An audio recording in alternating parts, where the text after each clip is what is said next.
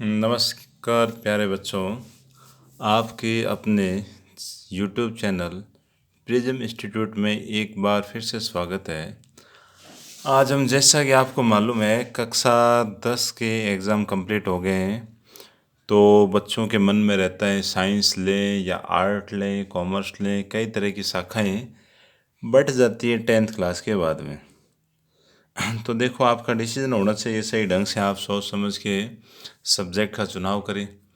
आप पहले ये डिसाइड करें कि आपको ज़िंदगी के अंदर आगे चल के किस फील्ड में आपको तैयारी करनी है और कौन से फील्ड को आप चूज़ करना चाहते हो, क्या बनना चाहते हो। क्योंकि देखो, भगवान ने आपको मनुष्य का जीवन देख के भेजा है, तो आप उसका सदुपयोग करें सही ढंग से। आप उसको सोचें कि आपको किस लिए भेजा है, आपका काम क्या है, आप एक अच्छे नागरिक किस प्रकार बन सकते हो। तो वो आपकी, देखो, यहाँ से 10th तक तो कोई बात नहीं, 10th के बाद में आपकी मेन जो ज़िंदगी का पार्ट है वो स्टार्ट हो जाता है। तो आप क्या है, बढ़िया से सब्जेक्ट का चुनाव करके अच्छे से आगे तैयारी करो। बचपन आपका इतने ही दिन का था, है ना। इन फ्यूचर को लेके आप सब्जेक्ट को चूज़ करें। आज अपने अगर आप साइंस लेते हो तो साइंस में आपको एक बहुत आसान, बढ़िया, शानदार वाली टॉपिक को करवाएं। टॉपिक का नाम है, देखो, सदिश। सदिश या वेक्टर। अब सदिश या वेक्टर आपके फिजिक्स में भी काम में आएगा। मैथमेटिक्स आप लोगे सब्जेक्ट, तो उसमें भी आपका ये जो सदिश है, वेक्टर है, वो काम में आने वाली चीज़ है। अब देखो, पढ़ते हैं, लोग कहते हैं भाई बहुत कठिन है। कठिन देखो कुछ नहीं होता है, तैयारी करने वालों के लिए कुछ कठिन नहीं होता, इम्पॉसिबल कुछ भी नहीं है। आप तैयारी करोगे, मेहनत करोगे, तो आपको हर चीज़ वो आएगी। जिससे आपको डर लगता है वो आराम से आप समझ जाओगे। तो देखो, सदिश को समझने के लिए आपने कुछ चीज़ें पढ़ी होगी। जैसे अपने भाई भौतिक राशियाँ पढ़ते हैं, भौतिक राशियाँ बड़े आराम से, बढ़िया से पढ़ेंगे। आप आराम से अच्छे से समझना। और भी कोई दिक्कत आए तो आप कमेंट्स वगैरह करके मेरे से पूछ सकते हैं। अब देखो, भौतिक राशियों में मेन, देखो, भौतिक राशि उसकी डेफिनेशन क्या होती है कि ऐसे गुणधर्म जिनका मापन कर सकते हैं, उसे क्या बोलते हैं, भौतिक राशि बोलते हैं। जैसे मान लो मैंने ये कहा कि जो मेरा वेट है, मेरे शरीर का जो वज़न है, वेट है, वो क्या है, 75 kg है, 75 kg है। तो 75 kg है, तो आपने भली भांति समझा कि उसका आपने क्या कर दिया, मेजरमेंट कर लिया। भाई वेट है किलोग्राम के अंदर कितना है, तो 75 kg है। तो ऐसी राशियाँ जिनका आप क्या कर सकें, मापन कर सकें, वो सारी राशियाँ क्या कहलाती हैं, भौतिक राशियाँ कहलाती हैं। अब देखो, गुणधर्म की बात आती है ना भाई, ऐसे गुणधर्म जिनका मापन कर सके। जैसे मान लो आपकी ये एक उंगली है और एक उंगली आपकी ये वाली हो गई। अब आप इन दोनों में देखो, डिफरेंस कर पाओगे। देखो, ये आपकी उंगली थोड़ी पतली है ना, ये उंगली किस प्रकार की है, थोड़ी मोटी रहेगी। तो ये लंबाई में कम है, ये वाली उंगली क्या लंबाई में ज़्यादा है। तो आप इन दोनों का क्या है, गुणों का विश्लेषण कर पा रहे हो। तो ऐसी राशियाँ जिनमें गुणधर्म गुणधर्म को मापा जा सकता है, वो सारी राशियाँ क्या कहलाती हैं, भौतिक राशियाँ कहलाती हैं। अब भौतिक राशियों में दो तरह की राशियाँ आती है, दो तरह की चीज़ें आती है। सबसे पहले ऐसी राशियाँ जिनमें क्या हो, केवल परिमाण हो। क्या हो, केवल परिमाण। परिमाण कह सकते हैं, परिमाण को बोलते हैं मैग्नीट्यूड। भाई सिर्फ क्या होना चाहिए, केवल मैग्नीट्यूड होना चाहिए। जैसे मैंने अभी आपको उदाहरण समझाया कि मेरा जो वेट है वो क्या है, 75 kg है। वेट मतलब क्या हो गया, द्रव्यमान हो गया। क्या हो गया, द्रव्यमान हो गया। तो इसमें क्या है, सिर्फ परिमाण होना चाहिए। आपके पास क्या होना चाहिए, सिर्फ परिमाण होना चाहिए। आपको भी ये थोड़ा पूछेगा कि आपका दाएं से बाएं वेट क्या है, आपका ऊपर से नीचे वेट क्या है, या नीचे से ऊपर वेट क्या है। तो इसमें क्या है, दिशा नहीं होती है, सिर्फ क्या होता है, परिमाण होता है। मतलब आपका जो वेट है, आपका द्रव्यमान है, किसी वस्तु का द्रव्यमान है, वो क्या है, 75 kg है। तो इसमें सिर्फ केवल और केवल क्या होना चाहिए, परिमाण होना चाहिए। तो वो राशियाँ क्या कहलाती हैं जिनमें सिर्फ परिमाण हो, ऐसी राशियाँ क्या कहलाती हैं, अदिश। भौतिक राशियाँ दो तरह की होती हैं, अदिश और सदिश। तो अदिश समझ में आया कि ऐसी राशियाँ जिनमें क्या हो, केवल परिमाण हो, वह सारी राशियाँ क्या कहलाती हैं, अदिश राशियाँ कहलाती हैं। अब चलते हैं सदिश की ओर। क्या चलते हैं, सदिश की ओर। अच्छा, सदिश की ओर चलने से पहले मैं आपको एक छोटा सा एग्जाम्पल है, उदाहरण के ज़रिए मैं आपको समझाऊँ। जैसे ये तो है होम, आपका क्या है, घर है, और यहाँ मान लेते हैं मेरे पास क्या है, एक स्कूल है। क्या है, स्कूल है। तो जैसे मैंने ये कह दिया कि घर से निकल के 4 किलोमीटर दूरी पे क्या है, स्कूल आएगी। क्या आएगी, स्कूल आ जाएगी। तो चिंटू नाम का लड़का अपने घर से निकल लेता है। अब वो 4 किलोमीटर चलेगा, तब उसकी क्या आ जाएगी, स्कूल आ जाएगी। अब बड़ी समस्या ये है कि अब चिंटू जाए कहाँ, देखो। अब चिंटू इधर कोई 4 किलोमीटर चला जाए तो उसको स्कूल तो नहीं मिलेगी, तो उसको स्कूल तो नहीं मिलेगी। मान लो चिंटू इस साइड 4 किलोमीटर चला जाएगा तो भी उसको स्कूल नहीं मिलेगी, घूम घाम के वापस आ जाएगा। इधर जाएगा तो भी क्या है, उसको स्कूल नहीं मिलेगी। या बीच में कहीं चला गया तो भी क्या है, स्कूल नहीं मिलेगी। अब इस चीज़ के लिए उसको ये बताना पड़ेगा कि जैसे घर से कहाँ, पूर्व की ओर, किधर आपके पास है, पूर्व की ओर या ईस्ट की ओर। ये कह दें कि ईस्ट की ओर जाएगा तो 4 किलोमीटर दूरी पे क्या है, स्कूल है। तो जब तक चिंटू को ये नहीं बताया जाएगा कि आपका जो घर है उससे ईस्ट डायरेक्शन में 4 किलोमीटर दूरी पे स्कूल है, तब तक चिंटू कहाँ है, स्कूल नहीं जा पाएगा। चिंटू क्या है, घूमता रहेगा भी। तो एक चीज़ समझ आई कि भाई 4 किलोमीटर दूरी भी बताई है, साथ में आपको ये भी बताना पड़ेगा कि ईस्ट में है, नॉर्थ में, साउथ में, मतलब उत्तर में है, दक्षिण में है, पूर्व में है, पश्चिम में, किस साइड में आपको 4 किलोमीटर जाना पड़ेगा ताकि आपकी स्कूल आ जाएगी।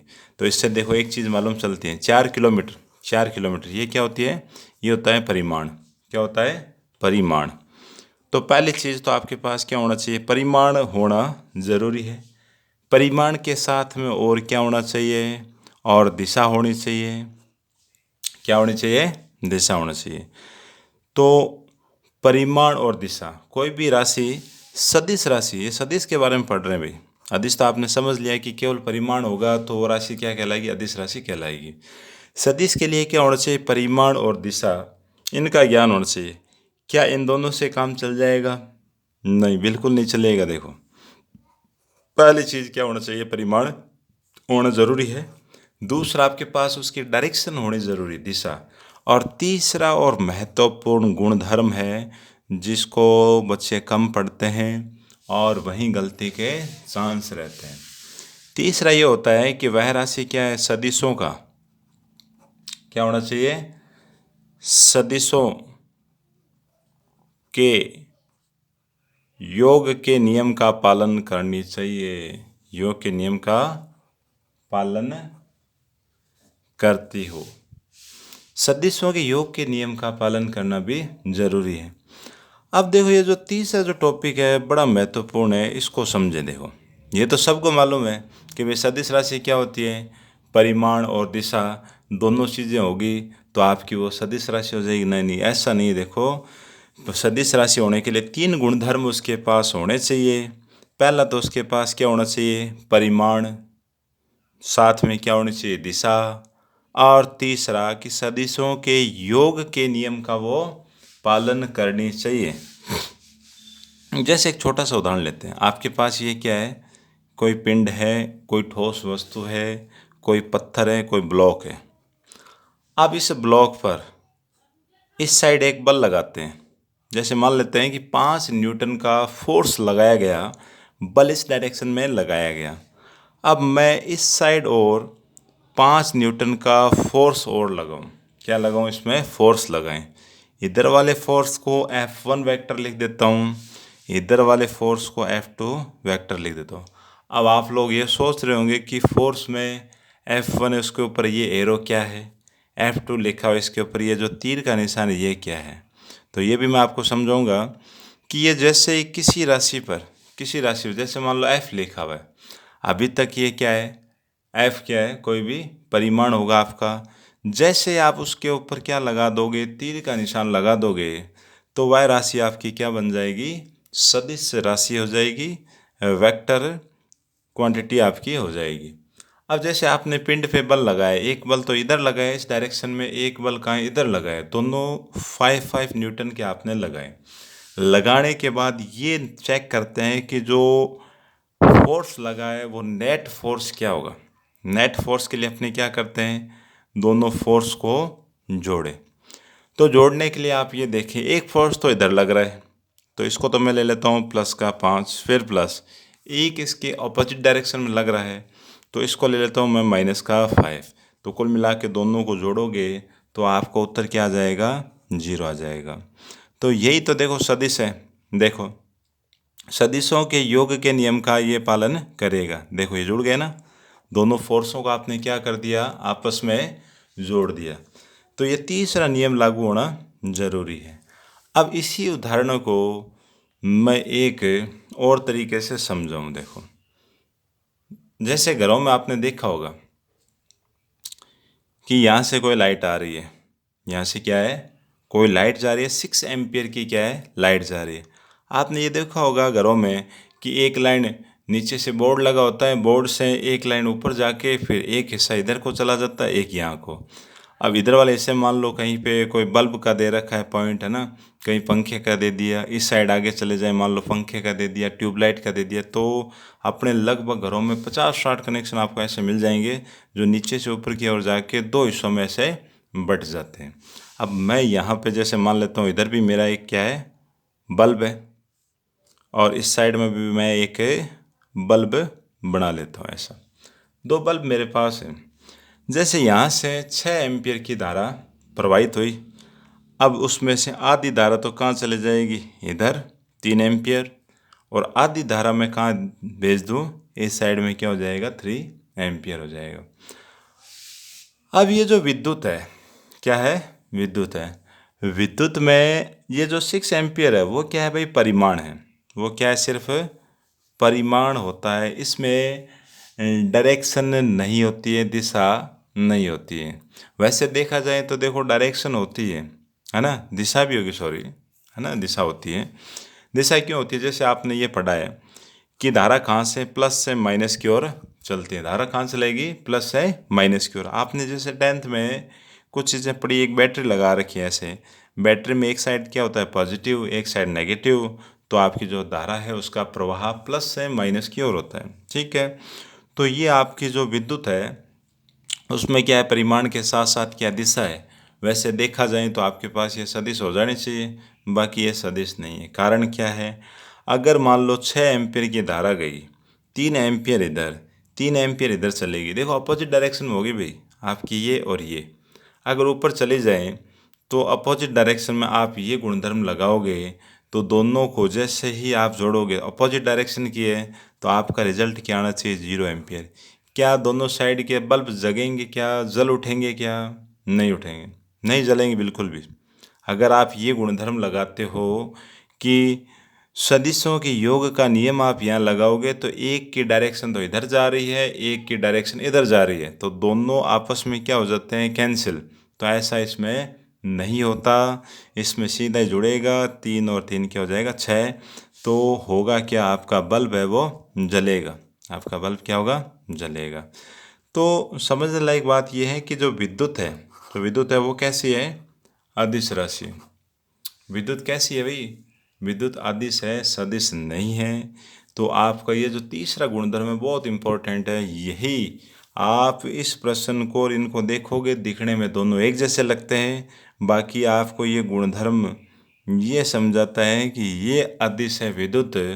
और जो फोर्स, आपने फोर्स वाला क्वेश्चन एक एग्जाम्पल मैंने आपको करवाया, ये आपका क्या है, सदिश राशि है। तो सदिश राशि वही होगी जिसमें परिमाण और दिशा साथ में सदिशों के योग के नियम का जो पालन करेगी, वही राशि आपकी क्या है, वेक्टर कहलाएगी, सदिश कहलाएगी। यहाँ तक एकदम बढ़िया, कन्फर्म हो गया। खूब मज़ा आया, बिल्कुल मक्खन हो गया ना। तो यहाँ तक आपको बिल्कुल समझ आ जाना चाहिए। बिल्कुल देखो आराम से समझा है। भौतिक राशियाँ दो तरह की होती हैं, एक अदिश राशि और एक क्या होती है, सदिश राशि। अदिश राशि में सिर्फ मैग्नीट्यूड होता है आपका, परिमाण होगा, और सदिश राशि में आपका परिमाण प्लस डायरेक्शन, मतलब मैग्नीट्यूड प्लस डायरेक्शन, और साथ में जो सदिशों का योग नियम है, सदिश योग नियम है, उसका भी पालन करेगी। वही राशियां क्या कहलाएगी, सदिश राशियां कहलाएगी। दो एग्जाम्पल के द्वारा तीसरे गुणधर्म को मैंने आपको भली भांति समझाए है। और भी कोई परेशानी दिक्कत हो तो आप ज़रूर पूछें, मेरे हिसाब से कोई दिक्कत नहीं आनी चाहिए। तो बिल्कुल यहाँ तक मक्खन हो गया आपके, बिल्कुल एकदम मज़ा आया। और आगे चलते हैं। तो देखो, इनमें अगर आपको ये कह दें कि दोनों में आप डिफरेंट बताएं तो बता दोगे। एक साइड में अदिश लिख रहा हूँ, एक साइड क्या लिखो, सदिश। अदिश में पहला गुणधर्म आप क्या कहते हो कि क्या होना चाहिए, केवल परिमाण। क्या होना चाहिए, केवल परिमाण। और सदिश में आप क्या कहते हो, सदिश में परिमाण के साथ साथ, सदिश में क्या होना चाहिए, परिमाण प्लस दिशा, और साथ में क्या है, सदिश योग। सदिश योग का जो नियम है वो भी पालन होना जरूरी है। सेकंड प्रश्न में सेकंड जो बिंदु है उसमें क्या ले लेते हैं, अदिश में तो होता है बीजगणितीय योग। क्या होता है, बीजगणितीय योग होना चाहिए। जैसा कि आपने इस उदाहरण में देखा, देखो 6 एम्पियर जो धारा जा रही है, 3 और 3 को आप सीधे सीधे जोड़ दोगे, अंकों को जोड़ना। देखो बीजीय योग में क्या होता है, अंकों को जोड़ दे, 3 और 3 क्या हो जाएगा, 6 एम्पियर सीधा हो जाएगा। और इसमें क्या चलेगा, इसमें चलेगा सदिश योग। सदिश योग जैसा कि आपने इस एग्जाम्पल में समझा कि F1 प्लस F2 जैसे आपने जोड़ा, तो जो नेट फोर्स है आपका वो आपस में कैंसिल होके नेट फोर्स क्या आ गया, 0 आ गया। तो ये दोनों का एज लाइक डिफरेंस हो गया कि अदिश क्या होता है, सदिश क्या होता है। अब देखो थोड़ा और आगे चलते हैं कि इसका प्रस्तुतिकरण, इसको रिप्रेजेंटेशन किस प्रकार से करें। जैसे सदिश का प्रस्तुतिकरण, सदिश का प्रस्तुतिकरण मतलब इसको लिखना भी, सदिश को लिखना, रिप्रेजेंट करवाना, प्रस्तुतिकरण किस प्रकार करें। जैसे विस्थापन लेते हैं, विस्थापन समझ आ रहा है। विस्थापन क्या होता है, किसी वस्तु को एक जगह से दूसरे जगह तक उठा के रख देना या धक्का लगा के कहीं प्रतिस्थापित कर देना, मतलब विस्थापन। एक ही, जैसे मान लो ये पेन यहाँ पड़ा है, अब मैंने इसको उठा के यहाँ रख दिया है, तो मैंने इसका विस्थापन कर दिया, एक जगह से दूसरी जगह विस्थापित कर दिया है। तो विस्थापन का एक देखो छोटा सा एक एग्जाम्पल समझो। जैसे मैंने किसी वस्तु को 5 मीटर कहाँ, ईस्ट में, कहाँ पे, ईस्ट। ईस्ट मतलब क्या हो गया, पूर्व। 5 मीटर कहाँ, पूर्व में मैंने विस्थापित कर दिया है। तो इसमें देखो दो चीज़ें हैं, एक तो आपका ये जो है 5 मीटर, ये तो आपका मैग्नीट्यूड होगा, परिमाण होगा। और ये जो ईस्ट है, पूर्व है ना, ये आपकी क्या हो गई, डायरेक्शन हो गई, दिशा हो गई। तो विस्थापन को जैसे एस के द्वारा लेते हैं, एस के ऊपर देखो वेक्टर चल रहा है आपका, सदिश चल रहा था, एस पर क्या लगाएं आप, तीर का निशान लगाएं। अब विस्थापन, इस बात को डायग्राम के द्वारा कैसे बनाएं, आपको कुछ नहीं करना, एक छोटी सी लाइन बनाएं। लाइन बन के तैयार हो गई, तैयार होने के बाद इस साइड आप एरो लगा दो, 5 मीटर की एक लाइन बना लें। ऐसा नहीं आप स्केल फीता वीता लेके 5 मीटर लंबी लाइन को आप बनाने लग जाओ, तो पेपर में थोड़ी बनेगी। आपको आइडिया से छोटी लाइन बना के उसमें लिख देना भी ये 5 मीटर की, हमने ऐसा एज्यूम किया है, ऐसा मानना है कि ये क्या है, 5 मीटर की लाइन है। और एरो इधर क्यों लगाया, जैसे आपको देखो डायरेक्शन की जानकारी होनी चाहिए। डायरेक्शन कैसे, जैसे प्लस का चिन्ह लगाऊं तो ऊपर तो हो गया नॉर्थ, ये हो गया साउथ, इस साइड का आपका क्या हो जाता है, ईस्ट, इधर का वेस्ट। तो ये तो हो गया आपका पूर्व, ये हो गया पश्चिम, और ऊपर की ओर क्या हो गया उत्तर, और नीचे आपका क्या हो गया दक्षिण। तो एरो इधर लगा है मतलब इस साइड में जा रहा है। कहाँ जा रहा है? पूर्व की ओर। इसने कहा ना ईस्ट मतलब पूर्व की ओर। अब इसी प्रश्न में मान लो ये कह दिया जाए कि एस वेक्टर है वो आपका 6 मीटर है, कहाँ है? उत्तर की ओर। तो उत्तर देखो कहाँ, उत्तर ऊपर की ओर है ना। तो इस बार मैं एरो को इस प्रकार से बनाऊंगा और ये मेरा हो जाएगा 6 मीटर। तो ये देखो 6 मीटर तो इसकी लेंथ हो गई, इसकी क्या हो गई? लेंथ हो गई। तो ये तो दिखाएगा मैग्नीट्यूड को, है ना, परिमाण को दिखाएगा। और डायरेक्शन इसकी कहाँ हो गई? नॉर्थ की ओर उत्तर की ओर। कहाँ हो गई? नॉर्थ की ओर उत्तर की ओर हो गई।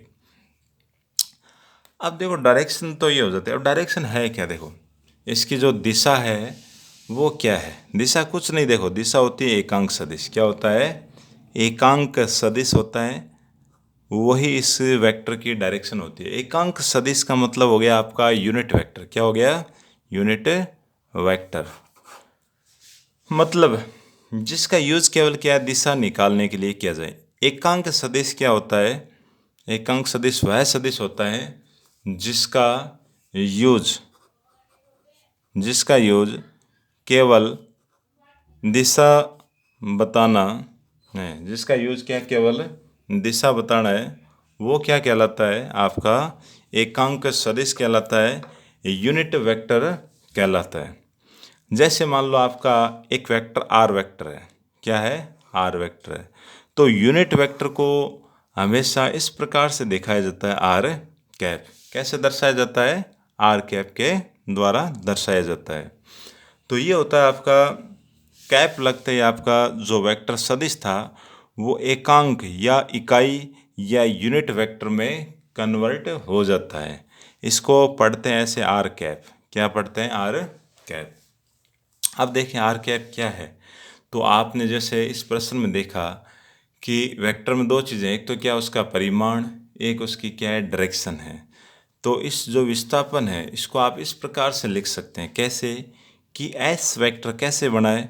मोड ऑफ एस और एस कैप। अब मोड ऑफ एस क्या है? देखो परिमाण, किसी भी वेक्टर का जो परिमाण है उसको निकालने का तरीका। एस वेक्टर दे रखा है, आपको चाहिए इस एक्स एस वेक्टर का परिमाण। तो इसके लिए आप क्या लिखें? Mode of S vector. क्या बोलते हैं?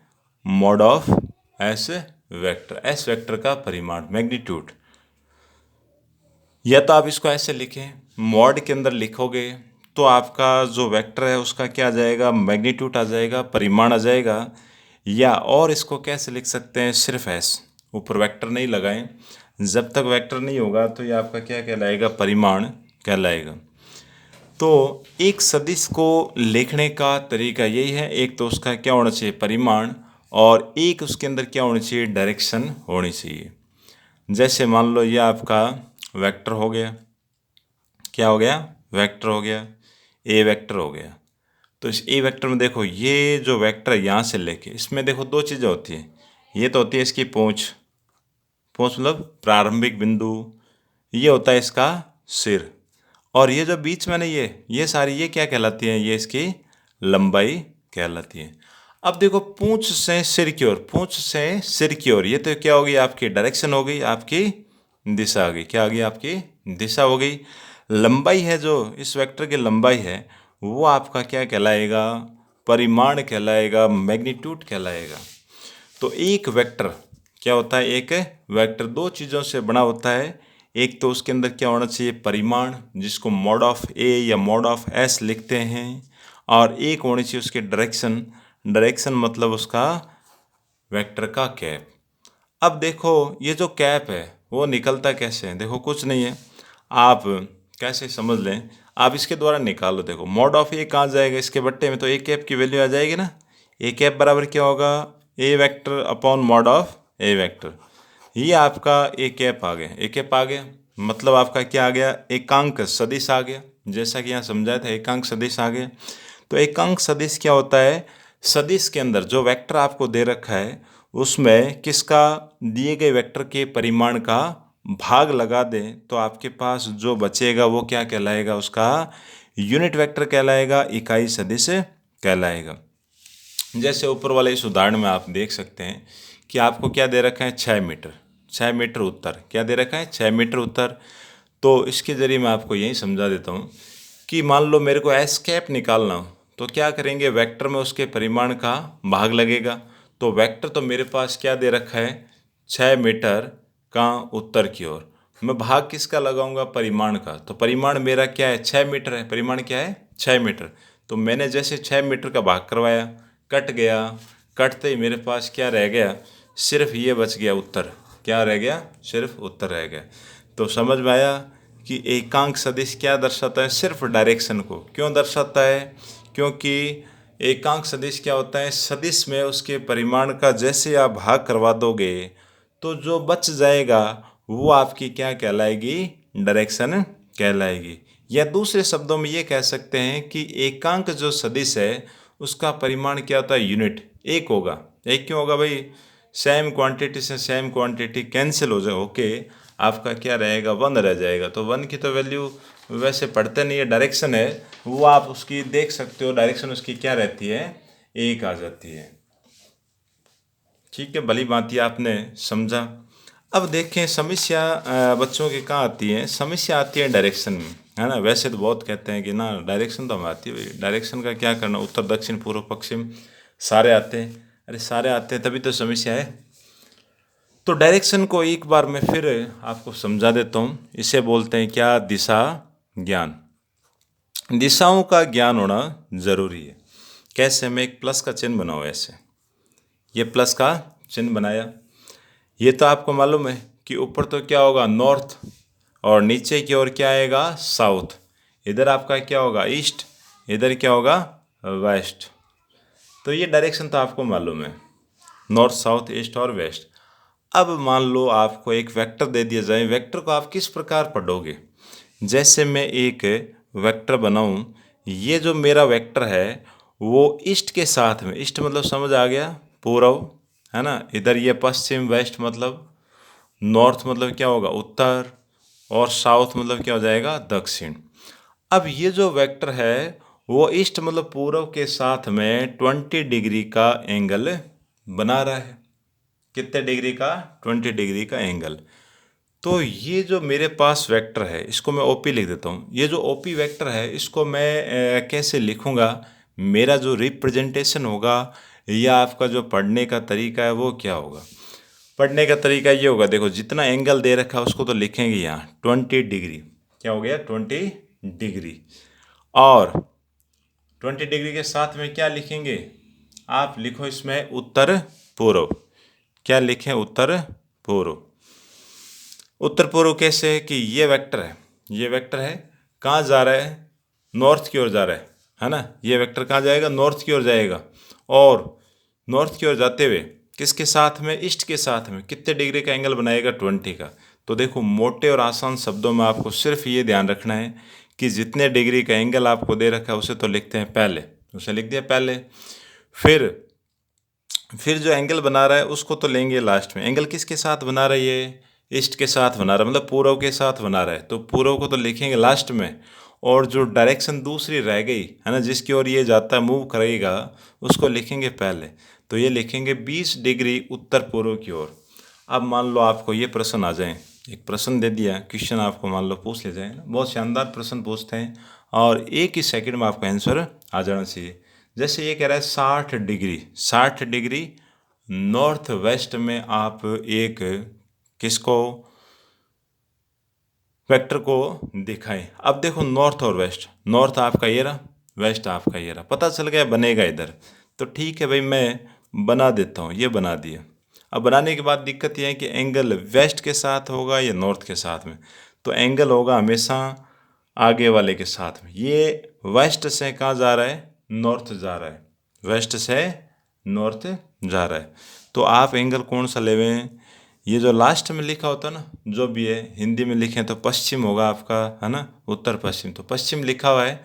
तो आप पश्चिम के साथ में इस एंगल को लिखोगे, आपका ये वेक्टर आ जाएगा। क्या आ जाएगा, आपका वेक्टर आ जाएगा। अब देखो कुछ आपके प्रैक्टिस के लिए एक दो प्रश्न मैं आपको लिख देता हूँ। जैसे आप ये मेरे को बताना कि 15 newton, 27 degree, east of south.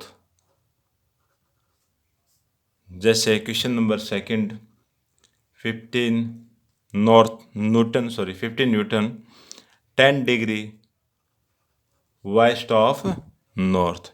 ये दो क्वेश्चन आप ज़रूर करके देखें कि आपको रिप्रेजेंटेशन आ गया है क्या, वेक्टर को डायरेक्शन के अनुसार सेट करना आपको आ गया है क्या।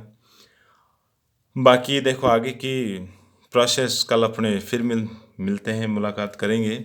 और आप अच्छे से तैयारी करें, मैं भी कोशिश करूं कि आप ज़्यादा से ज़्यादा संख्या में साइंस सब्जेक्ट लें और अपना भविष्य देखें, है ना। Best of luck, thank you.